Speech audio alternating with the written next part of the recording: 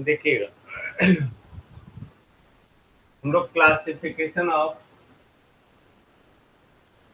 Measurement करते हैं, है ना।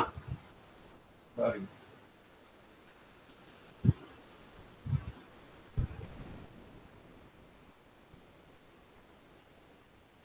क्लासिफिकेशन ऑफ मेजरमेंट,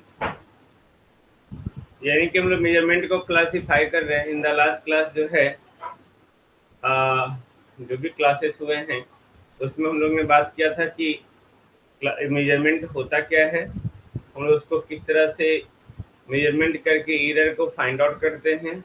ओके, और एरर को फाइंड आउट करके उसको एक्यूरेट किस तरह से करते हैं। उसके बेस्ड हम लोग ने जो है बहुत सारा एरर स्टडी किया और उस पे बेस्ड जो है प्रॉब्लम बनाया। नाउ अब हम लोग जो है ये बात करते हैं कि मेजरमेंट का क्लासिफिकेशन क्या है और मेजरमेंट कितने तरह के होते हैं। फैन थोड़ा धीमा कर दीजिए। Okay, then measurement can be done by the two ways. Okay, following two ways. First method जो है हमारा वो है direct method of measurement, direct method. Okay, और सेकंड जो है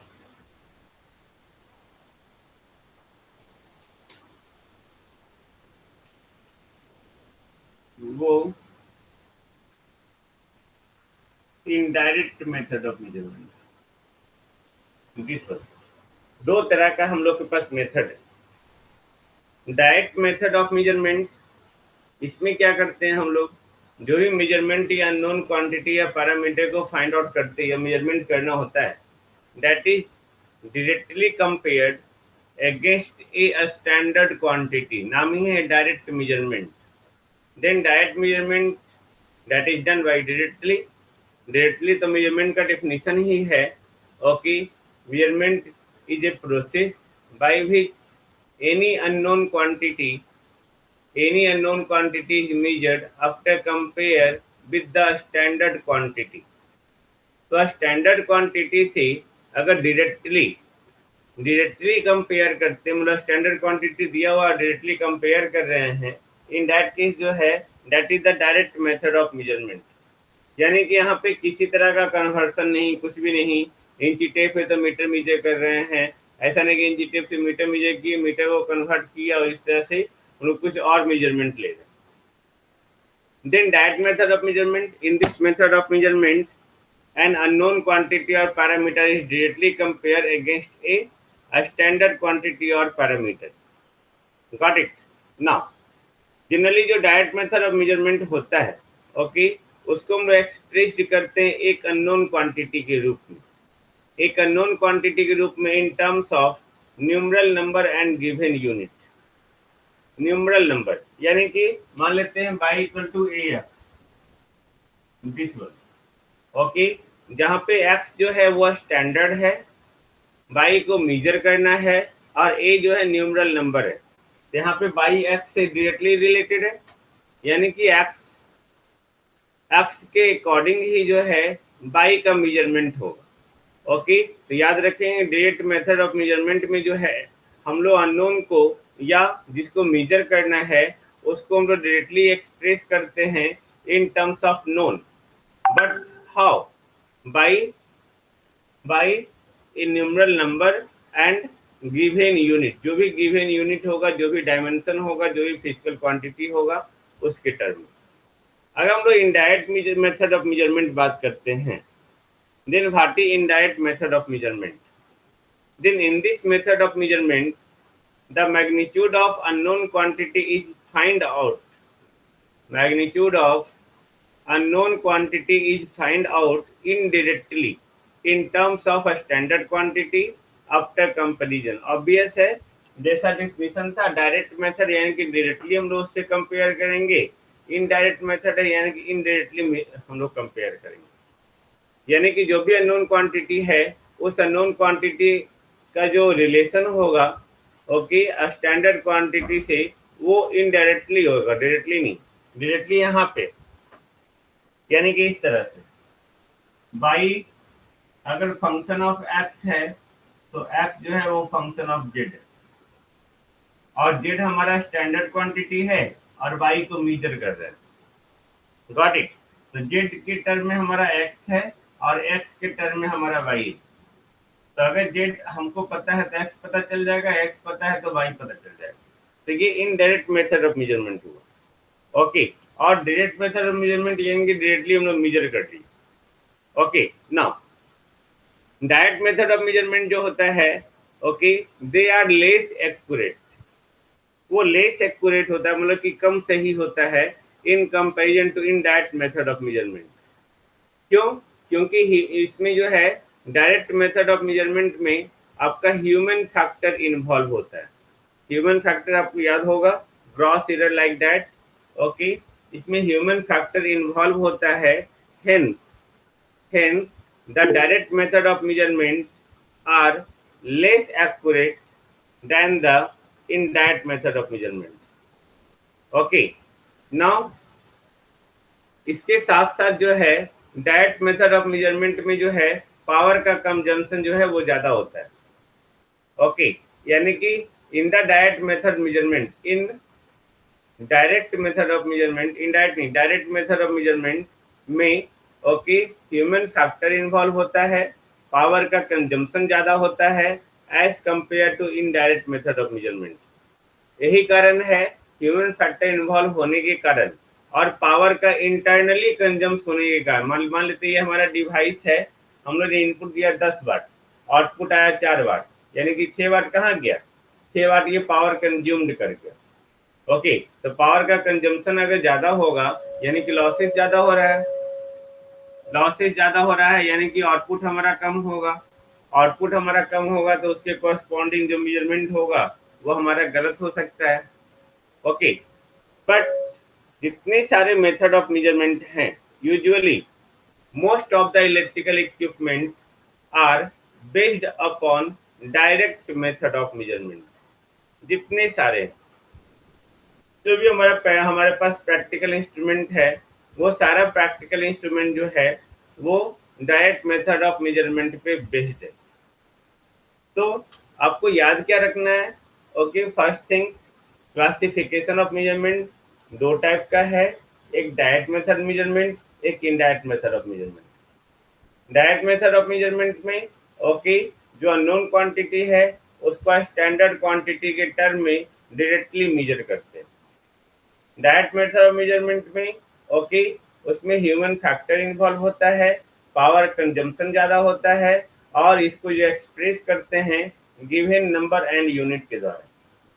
indirect method of measurement okay उसमें हम लोग जो है जो स्टैंडर्ड पैरामीटर है, ओके स्टैंडर्ड क्वांटिटी है, उससे ये इनडायरेक्टली कोरिलेटेड होता है। ओके। इसमें ह्यूमन फैक्टर नहीं इन्वॉल्व होता है, इसमें पावर कंजम्पशन भी कम होता है। ओके। और ये मोर एक्यूरेट होता है then the direct method of measurement. आप लिख सकते हैं, इससे ज्यादा कुछ नहीं था इसमें। ओके। नाउ जितने प्रैक्टिकल इंस्ट्रूमेंट हैं वो सारा प्रैक्टिकल इंस्ट्रूमेंट जो है डायरेक्ट मेथड ऑफ मेजरमेंट पे बेस्ड है। अब अगर हम लोग बात करें ओके क्लासिफिकेशन ऑफ इंस्ट्रूमेंट के बारे में, है ना, एक सेकंड, नेक्स्ट टॉपिक वही है।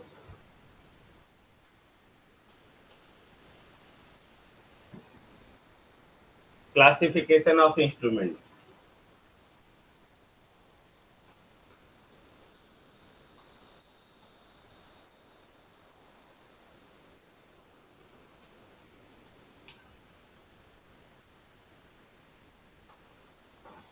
सब data madam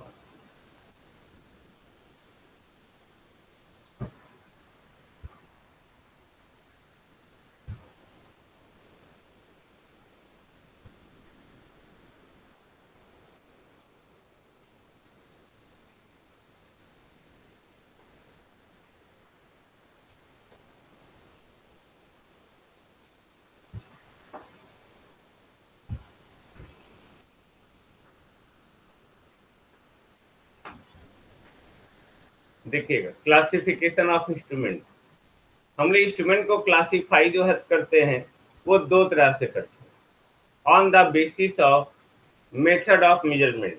okay, method of measurement उसके बेसिस पे ही ये दो तरह का होता है।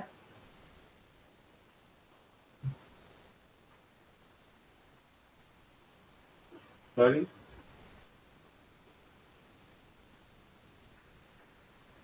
Of solute instrument, first one based on method of measurement, second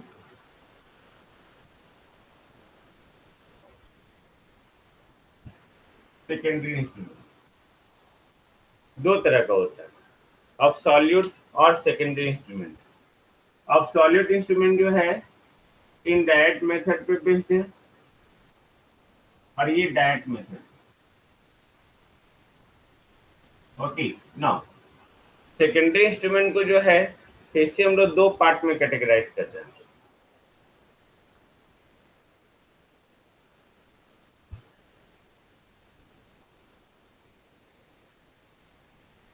analogue instrument और ये डिजिटल इंस्ट्रूमेंट। ओके, किस बेसिस पे? Based on mode of display, कैसा डिस्प्ले है उसका, डिजिटल है या पॉइंटर है, ओके, या नन पॉइंटर है, उसके अकॉर्डिंग जो है हम लोग सेकेंडरी को फिर से दो पार्ट में कैटेगराइज किए, एनालॉग एंड डिजिटल। अभी लोग बारी बारी से इसको जो है डिफाइन करेंगे, तो don't worry. Again analog instrument को हम लोग जो है दो पार्ट में कैटेगराइज करते हैं,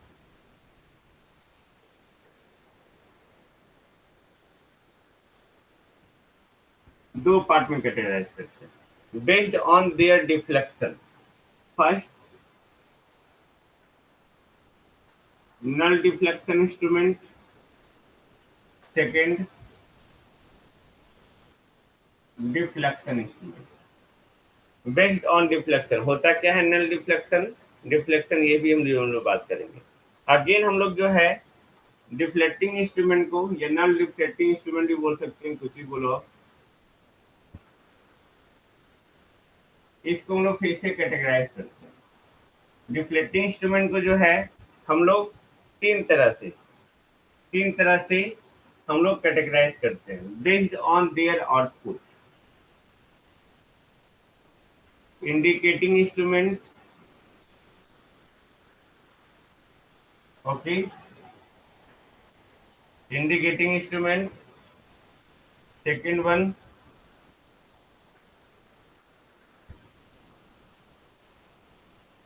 integrating instrument,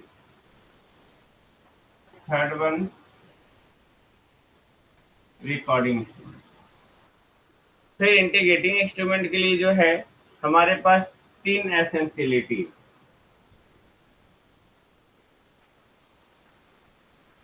okay,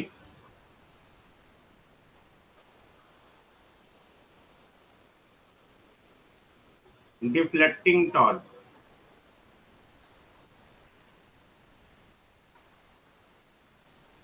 controlling torque,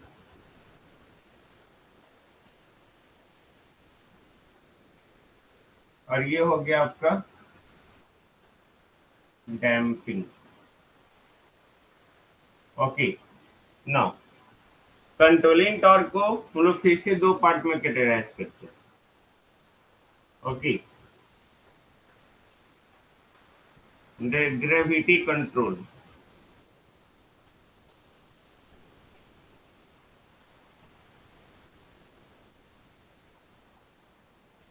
spring control,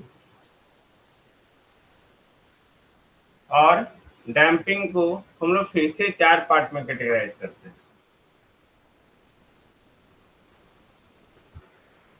air friction,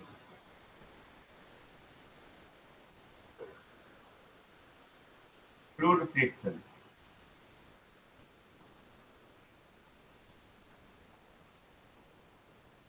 ED current damping,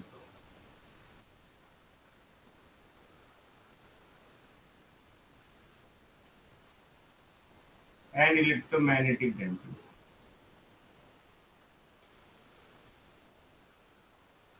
this one.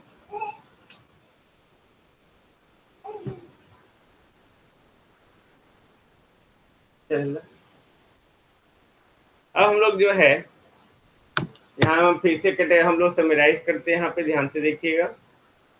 Okay, classification of instrument, हम लोग सबसे पहले इसको दो पार्ट में कैटेगराइज किए, based on method of measurement. यानी कि हम लोग का यहाँ पे मेथड ऑफ मेजरमेंट कैसा है, डायरेक्ट मेथड ऑफ मेजरमेंट है, इनडायरेक्ट मेथड ऑफ मेजरमेंट है। उसके अकॉर्डिंग जो है हम लोग इंस्ट्रूमेंट को दो पार्ट में कैटेगराइज किए। First one is the absolute instrument and second one is the secondary instrument.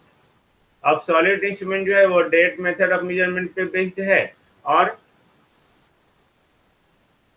और ये आपका जो है सेकेंडरी इंस्ट्रूमेंट वो इनडायरेक्ट मेथड ऑफ मेजरमेंट पे।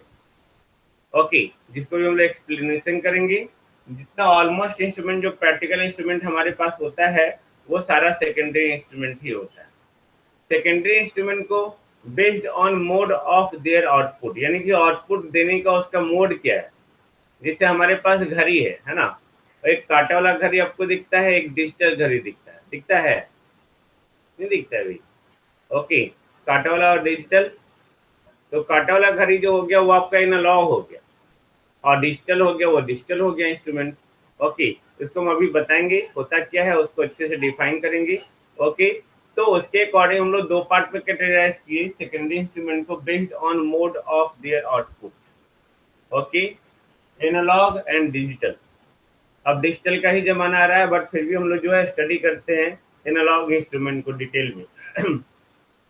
एनालॉग इंस्ट्रूमेंट जो है बेस्ड ऑन देयर डिफ्लेक्शन, उसका डिफ्लेक्शन हो रहा है या नहीं हो रहा है, किस तरह से हो रहा है, उसके अकॉर्डिंग जो है हम लोग दो तरह से कैटेगराइज किए, नल डिफ्लेक्टिंग इंस्ट्रूमेंट और डिफ्लेक्टिंग इंस्ट्रूमेंट। ओके, होता क्या है जस्ट बात करेंगे हम लोग। फिर डिफ्लेक्टिंग इंस्ट्रूमेंट जो है वो तीन तरह का होता है, बेस्ड ऑन देयर आउटपुट, उसका आउटपुट कैसा आ रहा है।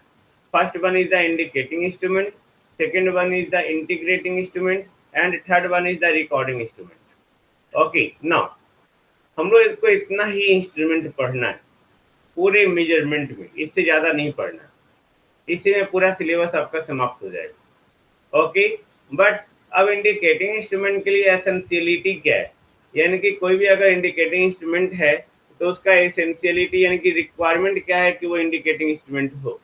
तो पहला, डैम्पिंग टॉर्क होना चाहिए उसमें, सॉरी डिफ्लेक्टिंग टॉर्क होना चाहिए, कंट्रोलिंग टॉर्क होना चाहिए, और डैम्पिंग होना चाहिए। ओके, अब डिफ्लेक्टिंग टॉर्क जो है वो होता क्या है वो भी बात करेंगे। कंट्रोलिंग टॉर्क फाइंड आउट करने का हमारे पास दो मेथड है, एक ग्रेविटी कंट्रोल मेथड है और यह spring control method. Okay, damping, damping के बारे में कहा जाता है damping is very necessary for the indicating instrument. पर डैम्पिंग हमारा चार तरह का है, air friction damping, fluid friction damping, eddy current damping, and electromagnetic damping. I think categorization में कोई प्रॉब्लम नहीं है। अब हम लोग इसका डिटेल से बात करते हैं, है ना। देखिए वाटर, पानी। ओके, अब सॉल्यूट इंस्ट्रूमेंट, अब सॉल्यूट इंस्ट्रूमेंट जो है वो इंस्ट्रूमेंट है जो आपका पैरामीटर को, जिस पैरामीटर को आप मेजर करते हैं, ओके, वो इंस्ट्रूमेंट के फिजिकल कांस्टेंट के टर्म में देता है। इंस्ट्रूमेंट के फिजिकल कांस्टेंट के टर्म में अगर किसी का मेजरमेंट हो रहा है, जो भी पैरामीटर है, इंस्ट्रूमेंट के फिजिकल कांस्टेंट यानी कि जो भी इंस्ट्रूमेंट दिया हुआ बस उसी के, जो भी इंस्ट्रूमेंट मेजर कर रहा है उसी के टर्म में मेजर करना। Okay, then that is the absolute instrument. जैसे मैंने पहले कहा है कि अब्सोल्यूट इंस्ट्रूमेंट जो है वो आपका डायरेक्ट मेथड ऑफ मेजरमेंट पे है, sorry indirect method of measurement पे है। तो इनडायरेक्ट मेथड ऑफ मेजरमेंट पे है और वो मोर एक्यूरेट सिस्टम। तो जब वो मोर एक्यूरेट है, ह्यूमन फैक्टर इन्वॉल्व नहीं, मतलब कोई ह्यूमन फैक्टर वहाँ पे इन्वॉल्व नहीं होगा, पावर कंजम्पशन कम होगा। ओके, तो अब सॉलिड इंस्ट्रूमेंट का ये सारा खूबी होगा। ओके, तो हम लोग बात क्या कर रहे हैं, अब solid instrument are those instrument which gives the value of parameter under measurement, यानी कि जिस पैरामीटर को हम मेजर करना चाह रहे हैं, ओके, वो पैरामीटर का वैल्यू जो होगा हमेशा इंस्ट्रूमेंट के फिजिकल कांस्टेंट के टर्म में होगा। ओके, नाउ मैंने क्या बोला, since it is based on the method of, okay, based on the application of indirect methodology, indirect methodology पे ऑपरेशन पे बेस्ड है, hence it is also called indirect reading instrument. Okay, क्योंकि ये जो है इनडायरेक्ट मेथड ऑफ मेजरमेंट पे, okay, indirect methodology पे है, तो हम लोग इसको कहते हैं indirect reading instrument. Okay, now indirect method of measurement में जो है पावर कंजम्पशन कम होता है, hence in the absolute instrument internal power consumption is low. जो इंटरनल पावर कंजम्पशन कम होगा यानी कि लॉसेस कम होगा, लॉसेस कम होगा यानी कि उसकी एफिशिएंसी क्या होगी, एफिशिएंसी क्या होगा, ज्यादा होगा, है ना। देन ये इसके बारे में हो गया। नाउ जो भी हमारा इंस्ट्रूमेंट है, दिस इंस्ट्रूमेंट इज यूज्ड, अब सॉलिड इंस्ट्रूमेंट को जो हम लोग यूज करते हैं वह स्टैंडर्ड इंस्ट्रूमेंट के टर्म यूटिलाइज करते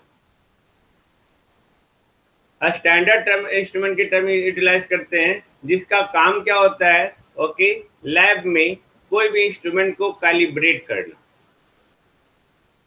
कैलिब्रेट करने का मतलब क्या है कि उस इंस्ट्रूमेंट के रीडिंग को एक्यूरेट करना, उस इंस्ट्रूमेंट को टाइम टू टाइम रिकैलिब्रेशन करना, यानी कि इंस्ट्रूमेंट का सारा रीडिंग, इंस्ट्रूमेंट का जो है सारा अरेंजमेंट, जिस इंस्ट्रूमेंट से हम लोग जो भी मेजर कर रहे हैं, ओके, वो सारा इंस्ट्रूमेंट हमारा जो है सही होना।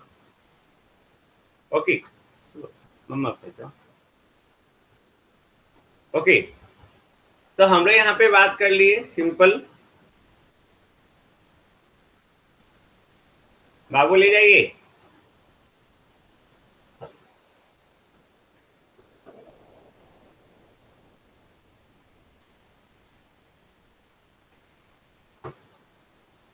हरी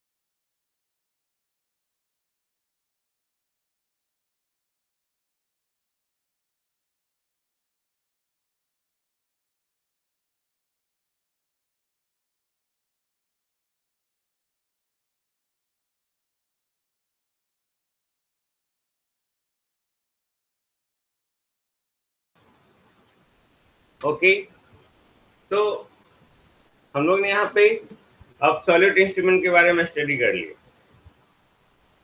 है ना। तो अब सॉलिड इंस्ट्रूमेंट का जो मेन फंक्शन होता है वह स्टैंडर्ड इंस्ट्रूमेंट के टर्म में उसका फंक्शन होता है। एक स्टैंडर्ड इंस्ट्रूमेंट के टर्म में बात करना, यानी कि एक स्टैंडर्ड इंस्ट्रूमेंट के रूप में यूज करना। स्टैंडर्ड इंस्ट्रूमेंट को हम लोग उसी इंस्ट्रूमेंट को यूटिलाइज करते हैं जो काफी ज्यादा एक्यूरेट सिस्टम होता है, जिसमें इंटरनल पावर कंजम्पशन कम होता है, या वो एब्सोल्यूट इंस्ट्रूमेंट के द्वारा ऑलरेडी कैलिब्रेटेड हो।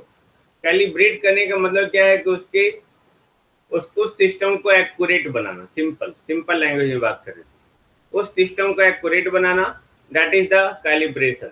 तो हम लोग यहाँ पे इनडायरेक्ट मेथड ऑफ मेजरमेंट जो है, दैट इज एब्सोल्यूट इंस्ट्रूमेंट का जो इस्तेमाल कर रहे हैं, एक स्टैंडर्ड इंस्ट्रूमेंट के टर्म में इस्तेमाल कर रहे हैं, ओके, जिसका वर्क है कोई भी दूसरे इंस्ट्रूमेंट को कैलिब्रेट करना। ओके, इसका एग्जांपल्स क्या है, इसका एग्जांपल जो होता है वो एब्सोल्यूट इलेक्ट्रोमीटर है, एब्सोल्यूट इलेक्ट्रोमीटर है, टेंजेंट गैल्वेनोमीटर है, और रेले करंट बैलेंस है।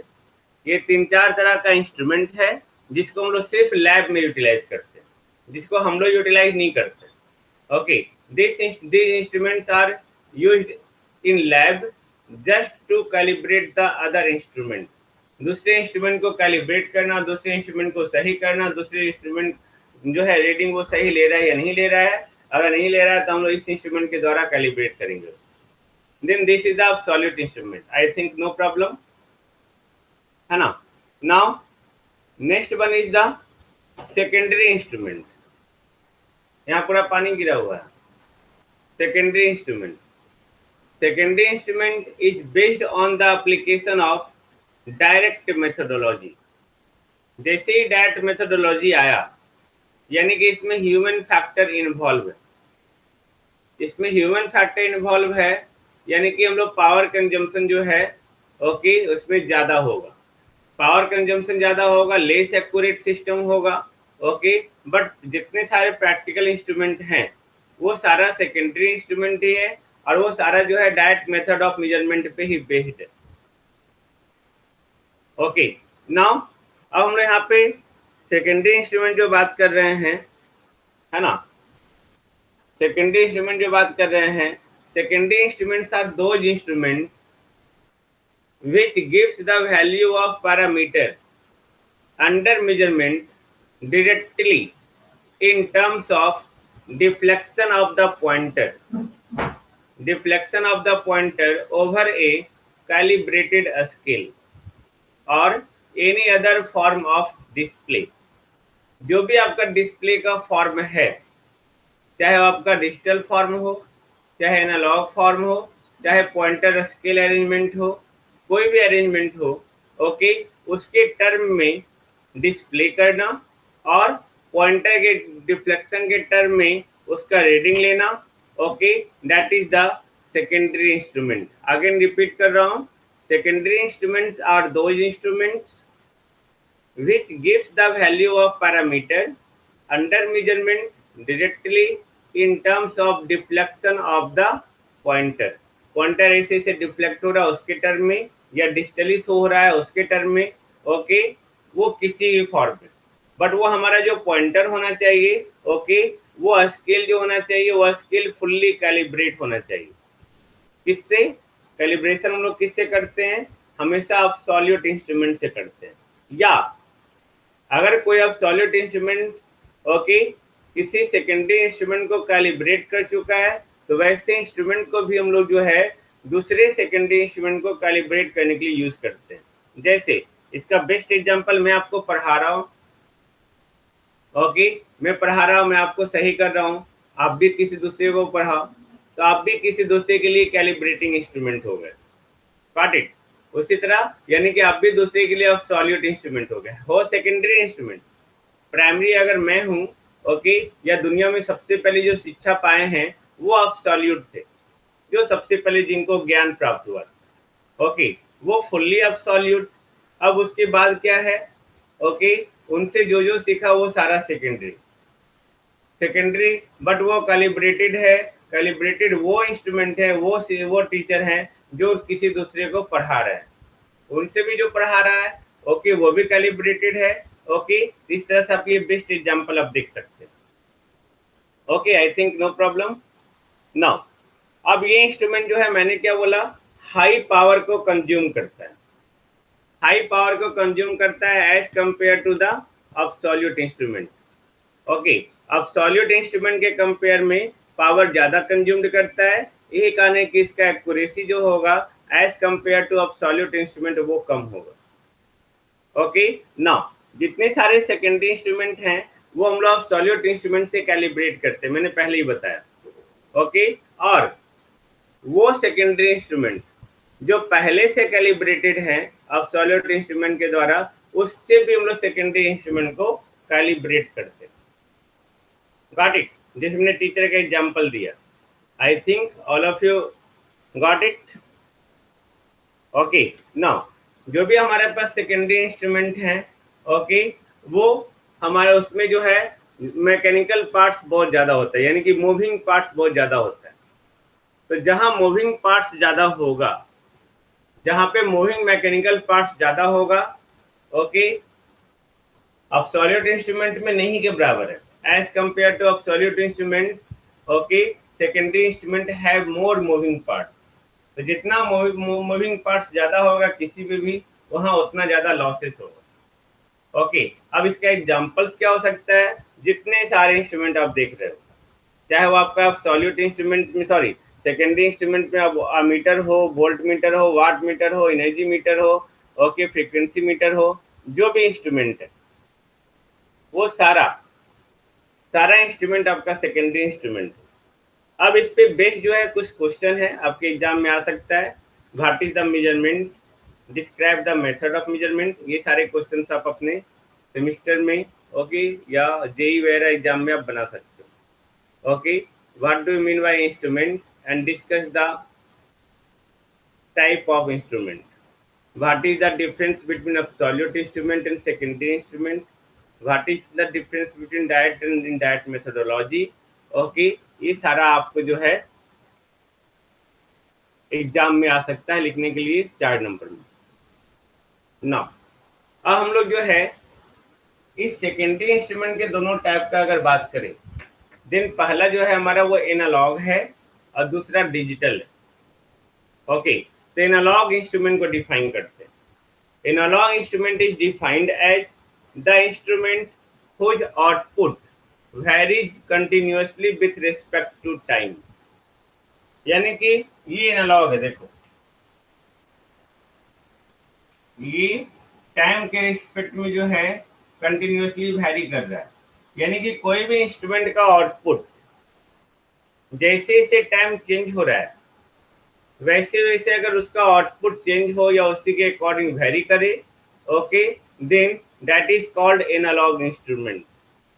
ओके, नाउ अगर हम लोग यहाँ पे देखो, ये for the given time of range, ये रेंज है हमारा, इसके बीच में एनीबॉडी टेल मी, इसके बीच में कितना नंबर हो सकता है?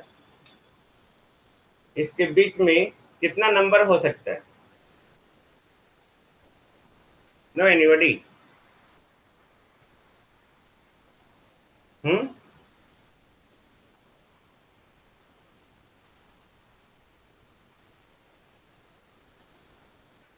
कोई भी दो नंबर के बीच में कितना नंबर हो सकता है भाई? Infinity. Very good.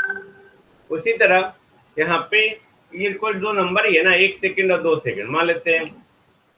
t equal to 1 है, ये t इक्वल टू 2 है, तो 1 सेकंड और 2 सेकंड के बीच में यहाँ पे कितना नंबर हो सकता है? इनफाइनाइट। यानी कि एनालॉग इंस्ट्रूमेंट अगर हम लोग बात करें, then for the given range the infinite measurement or infinite number of output may be obtained by analog instrument। Analog instrument के द्वारा हम लोग इनफाइनाइट आउटपुट पा सकते हैं जो भी रेंज दिया हुआ है। क्यों? क्योंकि उसका आउटपुट जो है टाइम के साथ कंटिन्यूसली वैरी कर रहा है। Got it? तो कंटिन्यूसली वैरी कर रहा है, तो यहाँ पे जो है इन दो नंबर के बीच में बहुत सारे नंबर हो सकते हैं। ओके, तो इसलिए हम लोग कहते हैं कि एनालॉग इंस्ट्रूमेंट के द्वारा जो है for the given range, okay, infinity output ले सकते हैं। वही अगर हम लोग डिजिटल इंस्ट्रूमेंट का बात करें, okay, then it is defined as the instrument whose output varies discretely यानी कि टूटा हुआ। ओके,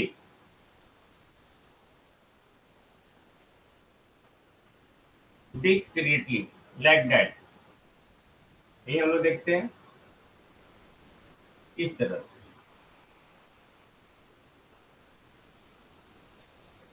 ये आउटपुट है आपका और ये टाइम।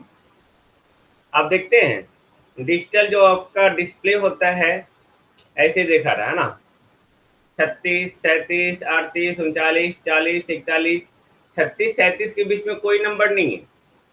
हाँ, 36 और 38 के बीच में एक नंबर आएगा 37। ओके, यानी कि अगर दो रेंज ले ले हम, सॉरी एक रेंज ले ले दो नंबर के बीच में, तो उसके बीच में आउटपुट क्या आएगा? फाइनाइट आउटपुट आएगा?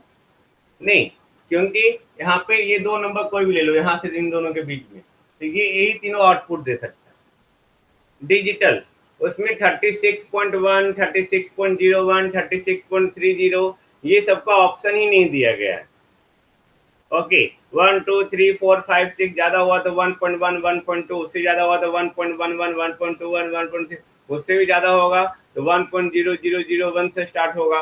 बट है तो वो फाइनाइट नंबर ही ना, गॉट इट, है तो वो फाइनाइट नंबर ही। ओके, 1.00001 लिख दो आप, उसके बाद अगला होगा 1.0002, फिर 3 4 5, तो वो तो फाइनाइट हुआ। बट क्या हम लोग 1.0001 एंड 1.0002 इसके बीच में इनफाइनाइट नंबर नहीं हम लोग कैलकुलेट कर सकते हैं? अगर ये एनालॉग इंस्ट्रूमेंट होता तो इसके बीच में लोग क्या कर सकते थे, इनफाइनाइट मेजरमेंट ले सकते थे। ओके, बट ये डिजिटल है तो इसके बीच में ये फिक्स है। ओके, कि इतना ही रीडिंग लेना ही लेना है। Then it is defined as the instrument whose output varies discretely with respect to time. यानी कि हम लोग अगर बात करें for the given range, for the given range, okay, और interval, finite measurement or finite value or output may be obtained by the digital instrument. I think no problem. नहीं ना, I think no problem. Now next one, next one is the type of analog instrument based on their deflection. First one is the null deflecting instrument, second one is the deflecting instrument. अगर हम इसको एक एक करके बात करें, analogue, analogue जो continuously very कर रहा है टाइम के रिस्पेक्ट में, है ना, तो कंटिन्यूसली वेरी कर रहा है तो उसको हम लोग किस तरह से देख सकते हैं? ओके, एक सेकेंड।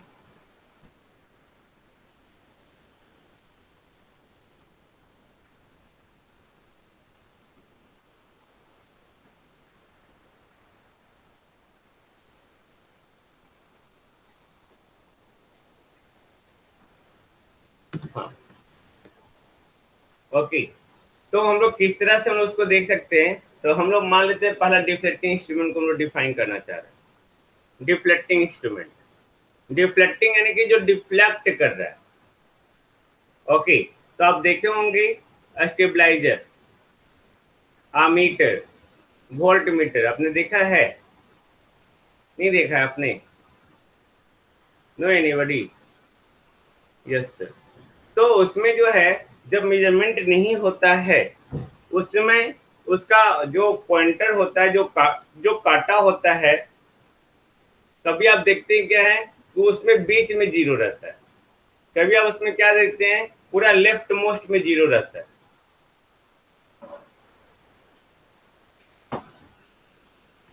कभी आप देखते होंगे ऐसा, दिस वन, ये स्केल है जो कैलिब्रेटेड स्केल, देखा है आपने? कभी आप देखते होंगे ऐसा, ये ऐसे वाइब्रेट करता है, देखा है आपने? तो डिफ्लेक्टिंग इंस्ट्रूमेंट यानी कि डिफ्लेक्ट कर रहा है, और नल डिफ्लेक्टिंग इंस्ट्रूमेंट यानी कि उसको डिफ्लेक्ट नहीं करना है। डिफ्लेक्टिंग इंस्ट्रूमेंट यानी कि जहां पे पॉइंटर जीरो से डिफ्लेक्ट होके कोई और वैल्यू पे जा रहा है तो वो रीडिंग दे रहा है। और नल डिफ्लेक्टिंग इंस्ट्रूमेंट बिना डिफ्लेक्ट किए हुए अगर रीडिंग दे रहा है, okay, then that is called null deflecting instrument. How, हम लोग अभी देखते हैं।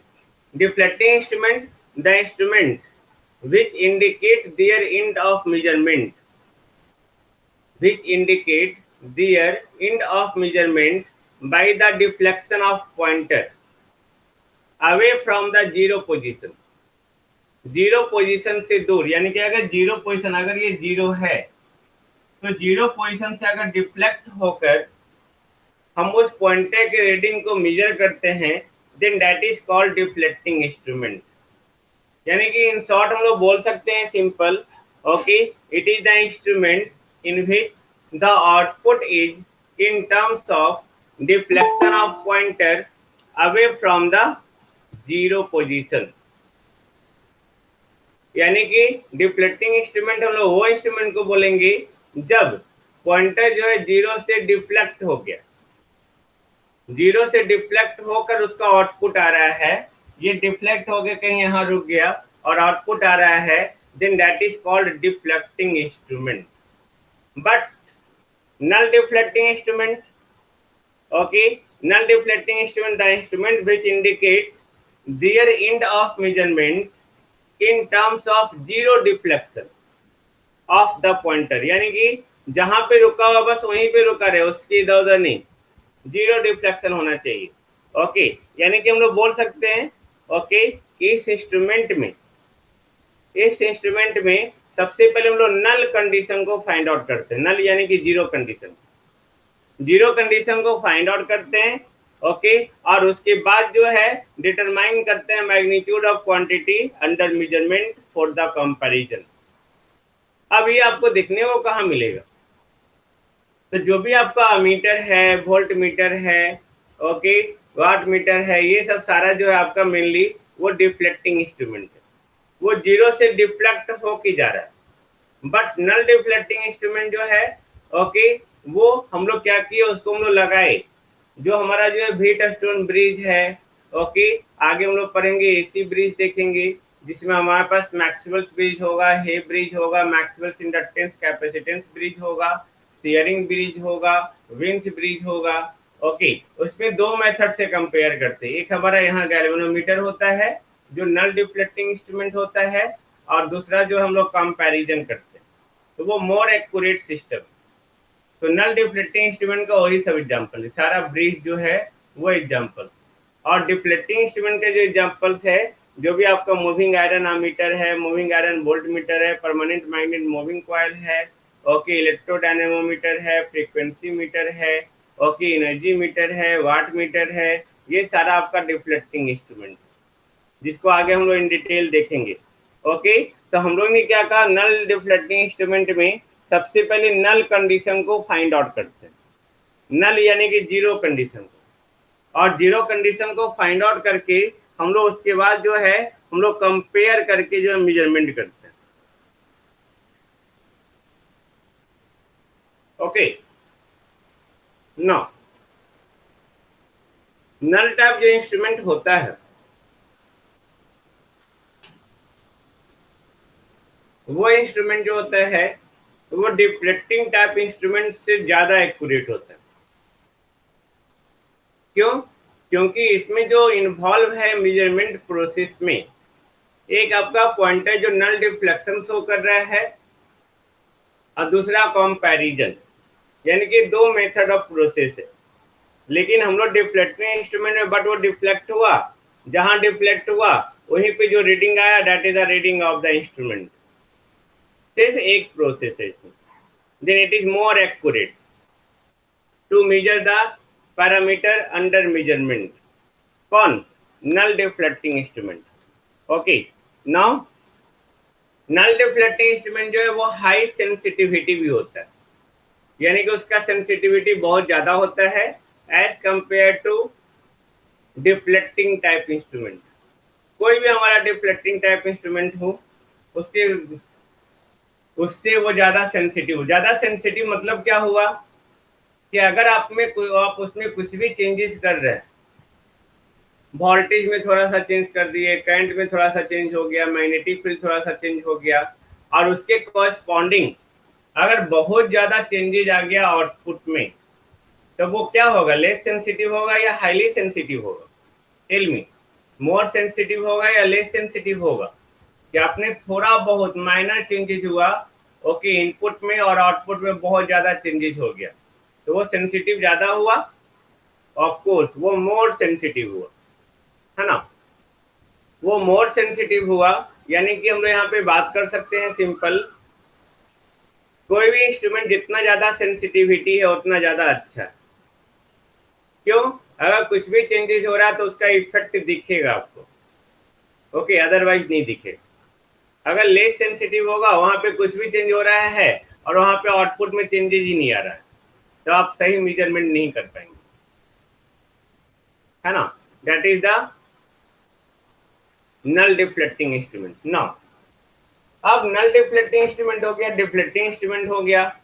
डिफ्लेक्टिंग इंस्ट्रूमेंट को अगेन तीन तरह से कैटेगराइज कर रहे हैं तीन तरह से कैटेगराइज कर रहे हैं.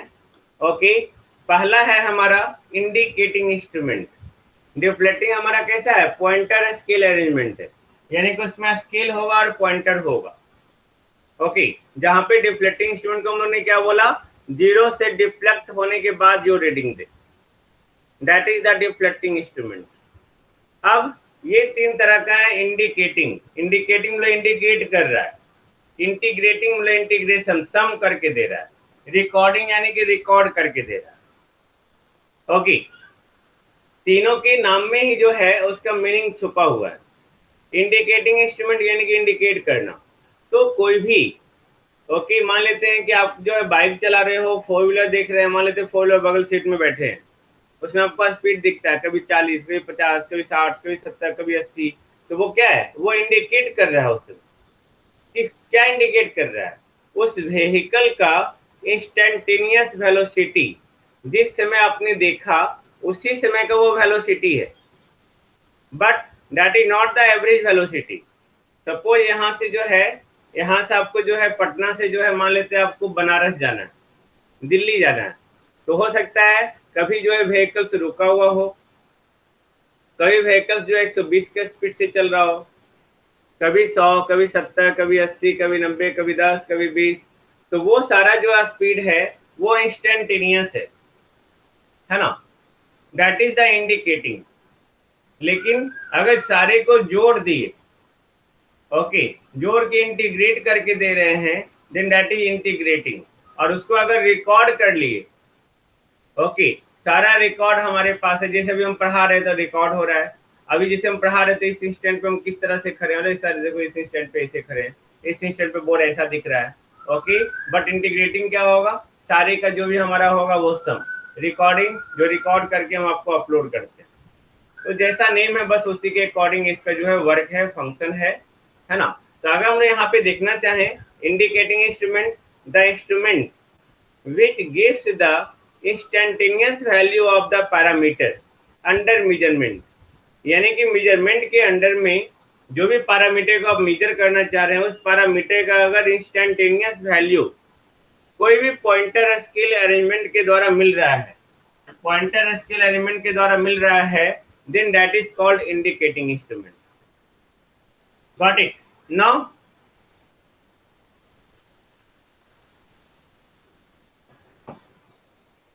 ना अगर हम लोग यहाँ पे बात करें, ऐसे इंस्ट्रूमेंट में जो है पॉइंटर स्केल तो यूज होगा ही होगा, देन ये pointer scale must be used to indicate the instantaneous value of the reading of parameter. जो पैरामीटर को आप मेजर करना चाह रहे हैं, उस पैरामीटर के रीडिंग का इंस्टेंटेनियस वैल्यू वो इंडिकेट करेगा। ओके, नाउ हम लोग यहाँ पे बात क्या कर रहे हैं, ओके, क्यों बंद कर रही है, हम लोग जो यहाँ पे बात कर रहे हैं, ओके, उसका एग्जांपल्स क्या था, ammeter, volt meter, watt meter, ये सारा इंडिकेटिंग इंस्ट्रूमेंट जिसमें पॉइंटर स्केल अरेंजमेंट होगा। नाउ इंटीग्रेटिंग इंस्ट्रूमेंट, इंटीग्रेट करना, यानी कि जो भी इलेक्ट्रिकल पैरामीटर कंज्यूम्ड हो रहा है as an output over a given period of time, जो भी आपका पीरियड ऑफ टाइम दिया हुआ है, ओके, उसके अकॉर्डिंग जो भी इलेक्ट्रिकल पैरामीटर का टोटल वैल्यू आया, सम आया, अगर वो आउटपुट आ रहा है, that is the integrating instrument. Add करके सारा दे रहा है, ओके, ऐड करके सारा दे रहा है, then that is the integrating instrument. Okay, जैसे आपका जो है एनर्जी मीटर है, एनर्जी मीटर में जो है आपका इंस्टेंटेनियस नहीं दिखा रहा है, आपका बिल आ रहा है, जो वो बिल आ रहा है आपका एक महीना का ऐड करके, है ना। एनर्जी मीटर अभी सबके घर में जो है डिजिटल एनर्जी मीटर लगने लगा शहर में। डिजिटल के पहले जो है इलेक्ट्रॉनिक्स एनर्जी मीटर लगा था, और उसके पहले जो है आपका एनालॉग, यानी कि इंटीग्रेटिंग इंस्ट्रूमेंट हमारे पास था, एनालॉग इंस्ट्रूमेंट। तो यहाँ पे एनर्जी मीटर हो गया, एम्पियर आवर मीटर हो गया, ये सारा जो है टोटल जोड़ के आपका वैल्यू रीड करके इंडिकेट कर रहा है। Okay, that is the integrating instrument. वही अगर हम लोग रिकॉर्डिंग इंस्ट्रूमेंट का बात करें, then the instrument which maintain the continuous record of the quantity under measurement।